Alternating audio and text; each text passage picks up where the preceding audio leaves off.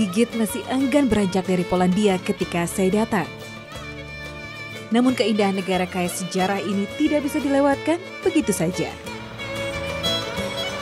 Tidak hanya Warsawa, kota di bagian timur yakni Białystok juga menyimpan cerita, terutama tentang kejayaan Islam pada masanya. Kisah peradaban Islam memang selalu menggugah. Inilah yang mengantarkan langkah kaki saya untuk terus menjelajahi Polandia. Polandia memiliki sejarah yang sangat panjang untuk menjadi negara merdeka. Bahkan negara ini pernah lenyap dari peta Eropa selama 123 tahun. Namun siapa menyangka Islam turut memberi warna bagi bangsa Polandia. Muslim Tatar dari Asia Tengah datang pada abad 14, menetap dan kemudian berasimilasi dengan warga sekitar. Namun sayang, seiring dengan waktu, Muslim Tatar mulai kehilangan identitasnya. Mereka tidak lagi teguh menjalankan syariat Islam. Beruntung di kota Białystok ini terdapat satu muslimah yang peduli dan aktif melakukan syiar Islam.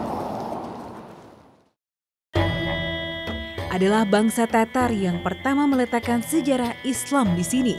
Para pejuang tangguh yang membantu Polandia mengusir penjajah. Sayangnya, seiring waktu bergulir, bangsa Tatar tidak lagi menjadikan Islam sebagai pegangan hidupnya.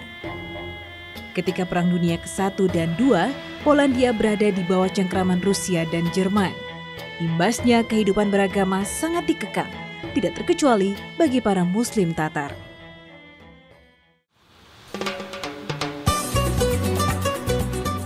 Waalaikumsalam. How are you? Alhamdulillah, very good. Alhamdulillah, secercah cahaya datang melalui Dakmara, satu dari sedikit muslimah berdarah Tatar yang gigih berjuang di jalan Allah.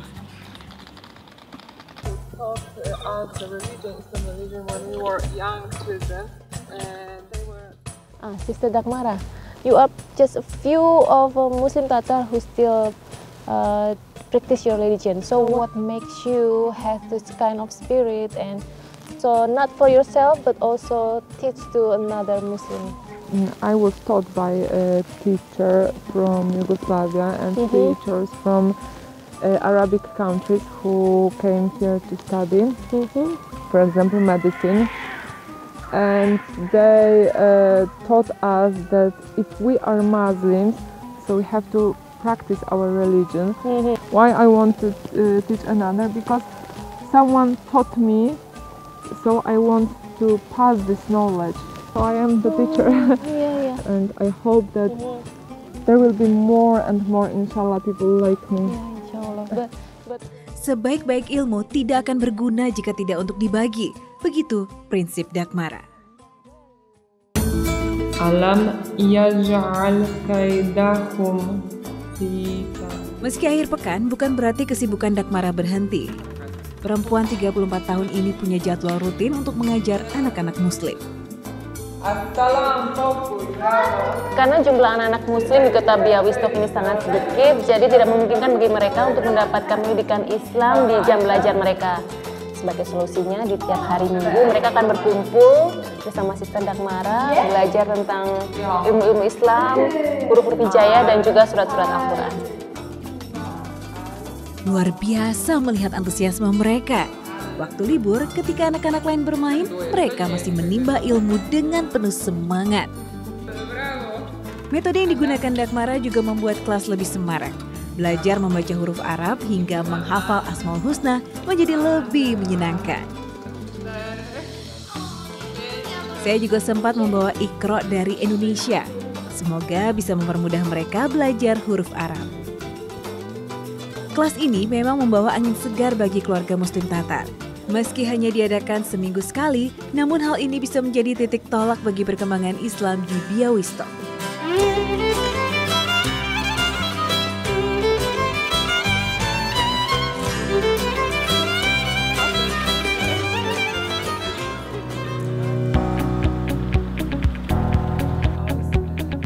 Usai mengajar, Dakmara mengajak saya singgah di rumahnya. Selain aktif mengajar anak-anak Muslim, Dakmara rutin mengenalkan Islam ke anak-anak non-Muslim. Ia menunjukkan pada saya piranti yang biasa digunakan untuk mengajar. Namun hari ini Dakmara punya agenda lain, Ia akan mengajak saya ke Krusniani, satu dari 2 desa asli Muslim Tatar di Białystok. Tentu saja saya tidak akan melewatkan kesempatan berharga ini.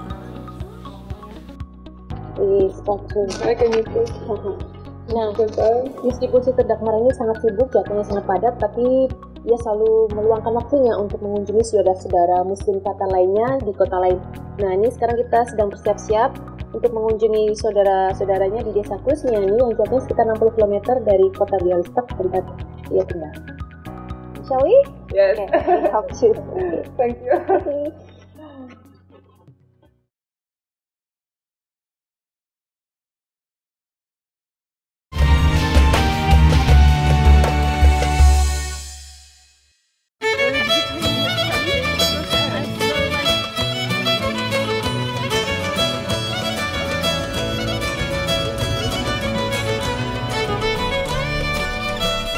Sebelum melaju ke Krusniani, kami akan singgah dulu ke rumah Ibu Dagmara, Sofia, untuk menitipkan Rean, anak bungsunya. Dalam apartemen mungil ini, Sofia tinggal sendiri. Rukun Islam memang tidak dijalankan dalam keseharian mayoritas Muslim Tatar. Namun mereka tidak lupa untuk senantiasa berdoa pada Allah.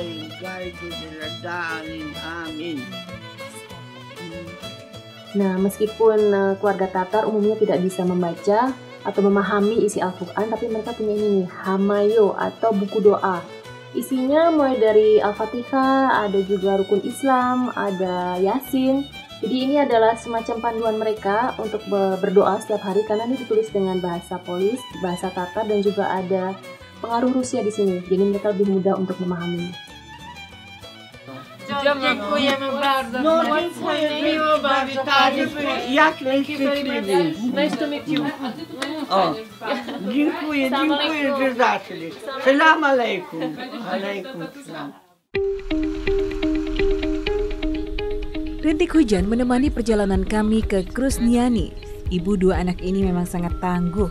Ia terbiasa mandiri mengerjakan segudang kegiatannya, termasuk perjalanan kali ini. 30 menit berkendara, suasana pedesaan mulai terasa.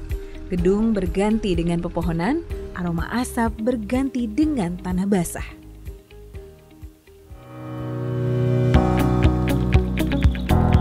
Alhamdulillah, sampai juga kami di desa di perbatasan Polandia dengan Belarusia ini. Rumah Zeneta, saudara Dagmara, menjadi persinggahan kami. Witam. Dzień dobry. Janet.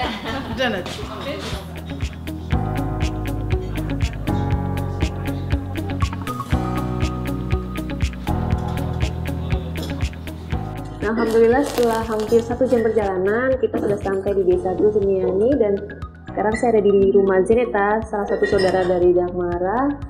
Setelah ini kita akan melihat-lihat desa ini yang ada masjid tertua di Polandia dan juga ada kuburan pejuang Tatar. Tapi sebelum itu kita mau istirahat dulu sambil menikmati teh khas dari Tatar.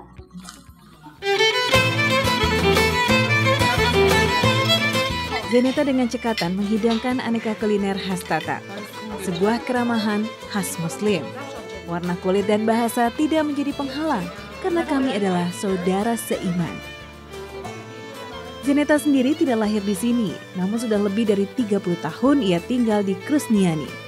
Ia berperan besar untuk melanggengkan sejarah Tatar. Bahkan Pangeran Charles dari Inggris pernah berkunjung ke sini dan mencoba kuliner khas Tatar. Tapi saya tidak mau hanya mencicipi, saya ingin tahu bagaimana makanan Tatar diolah. Nah, mumpung saya lagi ada di desa Krusniani dan tinggal di rumah Ibu Zeneta, saya mau belajar kuliner Tatar. Salah satunya saya mau bikin koudoni. Is it right? Okay. Ini adalah salah satu hidangan khas dari Muslim Tatar yang biasanya selalu tersedia di rumah mereka. So, will you teach me how to make this koudoni? Pani nauczy. Oczywiście, już uczymy. Już, proszę bardzo. Dengan ramah, Zeneta mengajari saya untuk membuat kudapan ini. Butuh ketelatenan dan pengalaman untuk membuat koudoni yang sempurna. Zeneta sendiri sudah belajar membuatnya sejak masih remaja. Drugi etap to etap, kiedy Tatarzy już zamieszkali. Nie gotujemy tak tłusto, jak kiedyś się gotowało na stepach te zioła. Nah, kuliner Kodone ini biasa disajikan pada saat-saat spesial seperti Idul Fitri, Idul Adha, ataupun ketika ada keluarga yang berkunjung. Dan ini biasa diajarkan kepada anak perempuan mereka dan juga sebagai tanda kalau mereka sudah bisa membuat dengan baik dan benar, itu tandanya mereka sudah siap menikah. Dan sebaliknya jika masih belum beraturan bentuknya, itu tandanya mereka belum siap menikah. No i oni dużo. Setelah Kodone terbentuk cantik, saatnya dimasak dalam kuah kaldu. Jika sudah mengambang, tandanya siap diangkat dan dinikmati.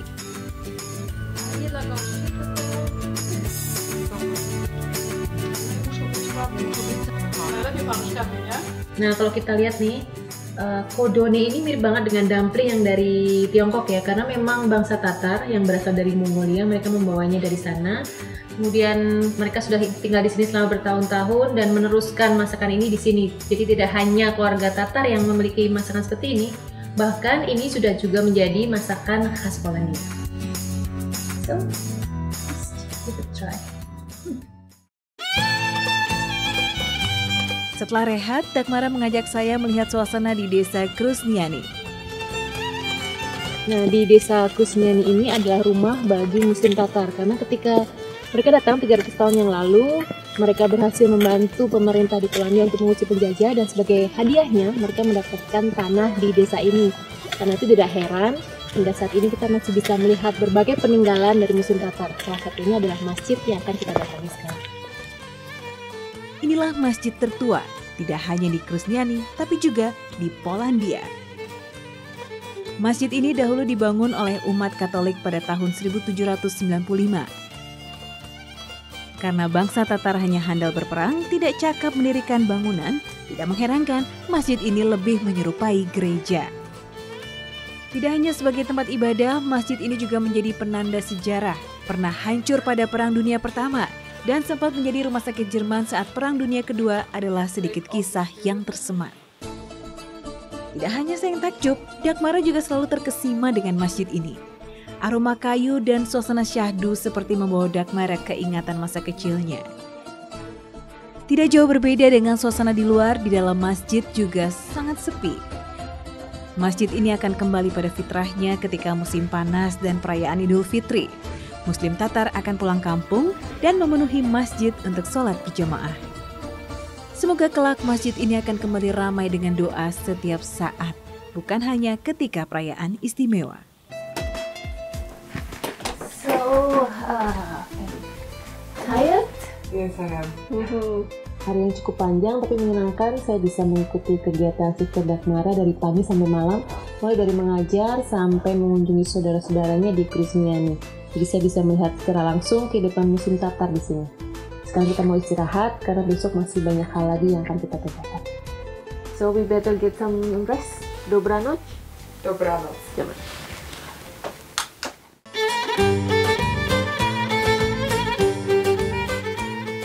Hari baru datang, saatnya kembali menjelajahi kisah Muslim Tatar yang tersimpan di Krusniani.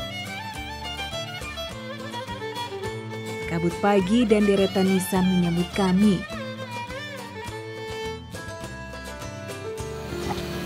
Grave of Tatar soldiers who fought for Poland. You can see Arab letters here. And you see the moon because Polish graves has got cross. So Tatar, they wanted also to have their sign, symbol, so they have moon, yes, exactly. And here you can read, of course, with Russian letters, because at that time Poland wasn't independent. Banyak pejuang Tatar beristirahat di pemakaman ini sejak tahun 1699. Banyak pula cerita turut terkubur, namun kisah kepahlawanan mereka masih subur hingga kini. Maybe this grape is new because there are a lot of flowers which are fresh. And I knew this woman. She lived in Białystok, and yes, I teach her granddaughter Aisha. Jadi di sini selain jadi pemakaman untuk Muslim Tatar dari 300 tahun yang lalu, di sini juga menjadi makam untuk Muslim-Muslim yang lainnya, karena di Polandia ini cuma ada 3 tempat di mana Muslim bisa dikuburkan, hanya ada di sini, di Groznyani, Bohoniki, dan di Warsaw. Jadi kita bisa melihat makamnya juga berbeda dari yang lama. Kalau yang lama cuma batu, di sini lebih modern dan lebih tertata dengan baik. Kebesaran sejarah Tatar tidak hanya sekedar cerita lama. Semoga Muslim Tatar senantiasa ada, tidak lekang dimakan masa. Saya bersyukur bisa melihat dari dekat sejarah Tatar dan menilik kehidupan mereka kini. Saatnya berpamitan dan kembali ke Białystok.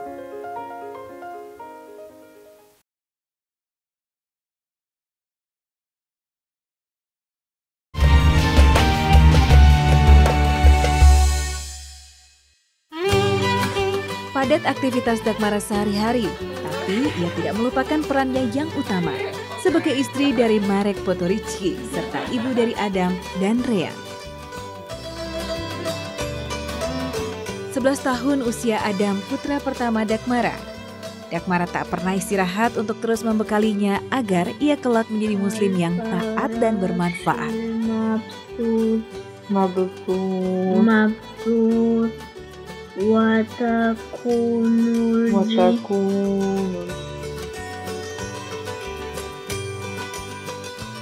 Suami Dagmara juga merupakan muslim asli Tatar. Layaknya Dagmara, jalan yang ia lalui sebagai muslim di Polandia kerap berliku. So Dagmara and Marek, what is the biggest challenge living as a Muslim in Poland? And all, maybe not all, but a lot of Polish things that Muslims, that means terrorist. Sometimes I even afraid to go out from home, especially in the evening, because I'm afraid that someone can hit me or someone can scream at me or even take my hijab off. Because I'm a Muslim and they are afraid of ISIS. The second thing that it's hard to bring our children to be Muslim. Yes, because my child is the one Muslim. For example, Ryan, he goes to kindergarten and we have to ask, can you please don't give to Ryan pork because he is Muslim and he can't eat pork. And sometimes they agree, sometimes they disagree. So even this is a problem. So is it also difficult for you to be a Muslim in your work? Tak, to nie jest też takie proste. Po pierwsze, z przyczyn jakby technicznych, jakby no nie jest, znaczy tak, otoczenie, które nie rozumie za bardzo takie proste. No, trzeba nad sobą pracować i mieć dużo cierpliwości i jest dobrze. Alhamdulillah, Dagmara tidak pernah mengeluh apalagi menyerah. Ia bangga sebagai muslim Tatar Polandia yang menjadikan Islam sebagai lentera kehidupannya. Amin.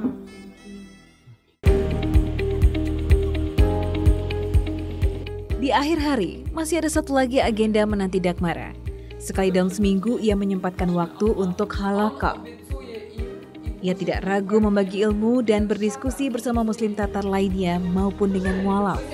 Mereka saling mengisi dan berbagi pengetahuan. Besar harapan yang diemban Dagmara. Semoga Allah selalu melapangkan jalan baginya, istiqomah dan tidak pernah lelah berdakwah.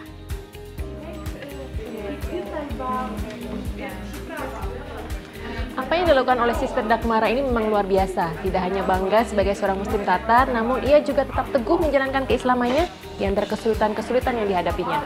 Namun satu hal yang lebih penting, ia tetap berusaha untuk mengamalkan ilmu-ilmu yang dimilikinya, tidak hanya kepada muslim, tetapi juga kepada non-muslim.